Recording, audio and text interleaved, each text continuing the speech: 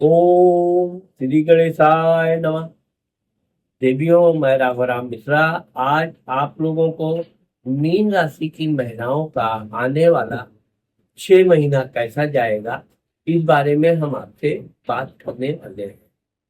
अभी मीन राशि की महिलाओं के ऊपर शनि महाराज की 7.5 चल रही है, लेकिन चूंकि मीन राशि का स्वामी गुरु है और गुरु अपने उच्च की राशि कर्क राशि में बैठा हुआ है, तो इसका जहाँ शनि महाराज आपके काम में लेट लतीफ रुकावटें पैदा करेंगे, वहीं गुरु के उच्च के होने से आपका भाग्य जो है तेजी से खुलेगा। अब यहाँ पर हम आपको बताना चाहते हैं कि आपके पंचम घर में गुरु उच्च का होकर बैठे हुए हैं। पंचम यानी विद्या बुद्धि संतान नया मित्र। यहाँ पर आपके अगर बच्चे किसी पढ़ाई लिखाई किसी काम में परिश्रम कर रहे हैं, मेहनत कर रहे हैं, निश्चित तौर पे उनको लाभ मिलेगा, उनको काम में सफलता भी मिलेगा। साथ ही साथ अगर आप किसी परीक्षा इत्यादि की तैयारी कर रहे हैं, तो इसमें आपको पूर्ण सफलता मिलने का योग बन रहा है, क्योंकि गुरु का उच्च का होना एक बहुत बड़ी बात है। कुंडली में सिर्फ एक ही ग्रह गुरु केंद्र में बैठ जाए या उच्च का हो जाए, तो वो लोगों के जीवन को बदल देता है। आपके संतान घर में बैठ के ये गुरु आपके भाग्य स्थान को देख रहा है। अब जब गुरु की दृष्टि भाग्य धर्म स्थान पे पड़ जाए, तो आदमी का जीवन बहुत ऊपर तक ऊंचाई तक जाता है। आप इस दौरान धार्मिक कार्य करना चाहें, धार्मिक यात्रा करने का भी विचार मिलेगा। और कोई भी यात्रा करेंगी तो आप सब परिवार, बच्चे, पति, सास ससुर इत्यादि या घर सहेलियां आदि भी आपके साथ यात्रा पर जाने का योग बनेगा। यहाँ पर आप जो भी भगवान का नाम लेकर स्मरण करके कोई कार्य प्रारंभ करती हैं या कोई कार्य कर रही हैं, तो उस कार्य में आपको पूरी सफलता मिलने का योग है।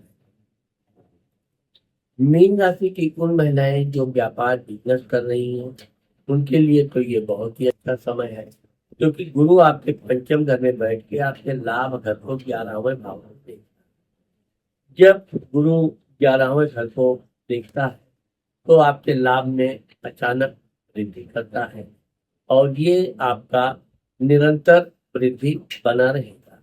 यानी कि 31 अक्टूबर 2026 तक गुरु उच्च का रहेगा। इस दौरान आपका कई कार्य में विशेष लाभ होने का योग बन रहा है। अब गुरु आपकी राशि को देख रहा है। अगर आप किसी तरह कमजोर महसूस कर रही हैं, आप में कोई समस्या है, तो आप समझिए कि अब ये समस्या अपने आप निकल जाएगी। गुरु के आगमन से आपका स्वास्थ्य अच्छा रहेगा और आप पूरी तरह से ठीक हो जाएंगे। यहाँ पर अगर आप और अच्छा पौष्टिक आहार लेती हैं, तो आप काफी तंदुरुस्त हो जाएंगी। दिखने में भी आप काफी यंग दिखेंगी और साथ ही साथ आपका मन विचार बड़ा धार्मिक हो जाएगा। हम आपको ये बताना चाहते हैं कि जब 31 अक्टूबर 2026 को गुरु आपके छठे घर में आ जाएगा, तो रोग शत्रु का यह स्थान है। अब यहाँ पर इस बात का आपको ध्यान रखना है कि किसी को कर्ज अगर आप दे रही हैं, तो सोच समझ कर दीजिए और लिखा पढ़ी का जरूर सहारा दीजिए। यह आगे आपके लिए बहुत काम आ सकता है। गुरु चूंकि आपके छठे घर में बैठ के आपके दसम, नौकरी, पिता, मान सम्मान, प्रसिद्धि घर को देखेगा, तो अगर आप कोई नौकरी इत्यादि के लिए प्रयास कर रही हैं, तो निश्चित तौर पे आपको पूर्ण सफलता मिलेगी। आपको मन चाहा नौकरी मिलने का योग बन रहा है। ये गुरु आपके 12वें घर को देखेगा।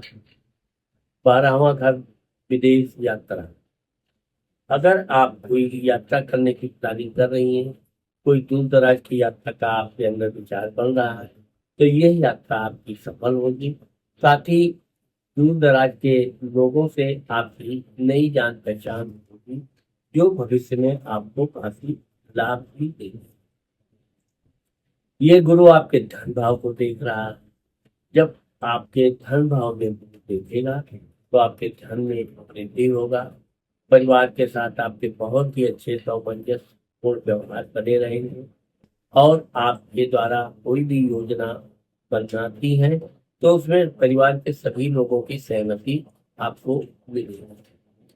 अब आइए बात करते हैं हम राहु। राहु अभी तो कुंभ राशि में चल रहा है, यानी कि आपके 12वें घर में बैठा हुआ है। तो अभी तो आप समस्याओं से जूझ ही रहे हैं। एक तो शनि महाराज की 7.5, दूसरा 12वां राहु कभी अच्छा नहीं होता है। बेवजह लड़ाई झगड़ा कोर्ट कचेरी, स्वास्थ्य में कमी, भय, अज्ञात भय, ये सब देता है। लेकिन अब चूंकि राहु 6 दिसंबर 2026 को आपके लाभ घर में मकर राशि में आ रहा है। अब जब राहु आपके 11वें घर में आएगा तो केतु आपके पंचम विद्या बुद्धि संतान घर में आएगा। राहु के यहाँ बैठने से सबसे अच्छी बात तो ये होती है कि अगर आप संतान इत्यादि के लिए प्लानिंग कर रही हैं तो आपको बड़ी आसानी से संतान प्राप्ति का योग बनेगा। अगर आप व्यापार बिजनेस कर रही हैं तो ये व्यापार बिजनेस आपके लिए बहुत लाभ देने वाला है, क्योंकि लाभ घर में कोई भी ग्रह बैठता है तो वो अपना पूर्ण फल देता है, वो चाहे शुभ ग्रह हो या अशुभ ग्रह। राहु चूंकि अशुभ ग्रहों में इसकी वृद्धि होती है, लेकिन चूंकि ये आपके लाभ के हर काम में सहयोग करेगा, आपका रुका हुआ धन आएगा और अचानक कोई बिगड़ा हुआ काम बनेगा जिससे आपका मन बहुत प्रसन्न रहेगा। राहु यहाँ से बैठ के आपके भाई पराक्रम स्थान को देखेगा। अब यहाँ पर आपको इस बात का ध्यान रखना है कि अपने भाई बहनों से किसी भी प्रकार की ईर्ष्या जलस या उनकी बुराई नहीं करनी चाहिए। अगर वो आपके प्रति कोई ऐसी बात करते भी हैं तो भी आपको उधर नजरअंदाज कर देना चाहिए। दूसरों के काम के लिए भी आपको बेवजह भाग दौड़ करना पड़ सकता है। वो आपका क्योंकि स्वभाव है कि आप अगर किसी को वचन दे देती हैं तो वो उसके लिए आप तेरी छोटी जोर लगाकर उसका कार्य करने का प्रयत्न करती हैं।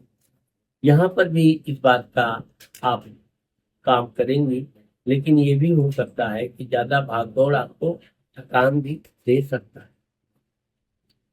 ये राहु आपके पंचम घर को तो देखेगा ही, इसलिए अगर आप कोई परीक्षा इत्यादि की तैयारी कर रहे हैं तो वहां पे आपके मन में बेवजह आशंका जागृत होगी, हम पास होंगे नहीं होंगे। संतान के लिए भी अगर आपका संतान का कोई योग बनता है तो मन में भ्रम बना रहेगा और लड़का होगा लड़की होगी, मतलब इस तरह से थोड़ा कंफ्यूजन रहेगा क्योंकि केतु बैठा। लेकिन कोई टेंशन लेने की जरूरत नहीं है, भगवान जो भी फल देते हैं अच्छा ही। ये राहु आपके घर को देखेगा, यानी सप्तम घर को देखेगा।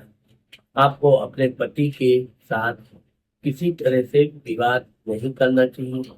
हो सकता है कि वो कोई ऐसी बात उनके मुख से निकल जाए जो आपके लिए असहनीय हो, लेकिन जहां तक आप जितना धैर्य का परिचय देंगे, क्योंकि राहु धैर्य की परीक्षा लेता है, आप अपना धैर्य बनाए रखेंगी।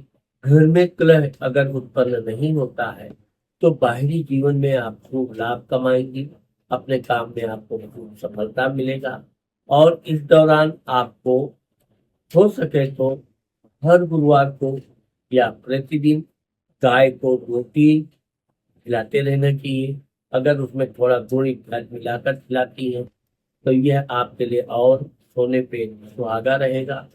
और आपको हनुमान चालीसा का पाठ अवश्य करते रहना चाहिए। इससे दो फायदा है, एक तो आपके शत्रु आपसे भयग्रस्त रहेंगे, दूसरा शनि महाराज की जो 7.5 है उसका दुष्प्रभाव आपके ऊपर ना के बराबर रहेगा और आपका कॉन्फिडेंस मजबूत बना रहेगा। और साथ ही साथ यहाँ पर एक बात का ध्यान जरूर रखना है कि अपने बच्चों के साथ आप लोग जितना प्रेम से रहोगी, जितना उनकी बातें मानोगी, उचित बातें ही मानना है, उतना आपका मन भी बड़ा संतोष रहेगा, आपके बच्चों के भी आगे भविष्य बहुत सुरक्षित और उज्जवल रहेगा। तो देवियों, आज मैंने आप लोगों को आने वाले अर्धवार्षिक प्रदेश के बारे में 2026 के बारे में जो बताया है, मुझे आशा है कि आप लोगों को मेरा ये वीडियो जरूर पसंद आएगा। अगर मेरा ये वीडियो आपको पसंद आता है और आपने मेरे चैनल को सब्सक्राइब नहीं किया है, तो आप सब्सक्राइब के लिंक पे जाकर सब्सक्राइब करना, लाइक करना और अपनी सहेलियों को शेयर करना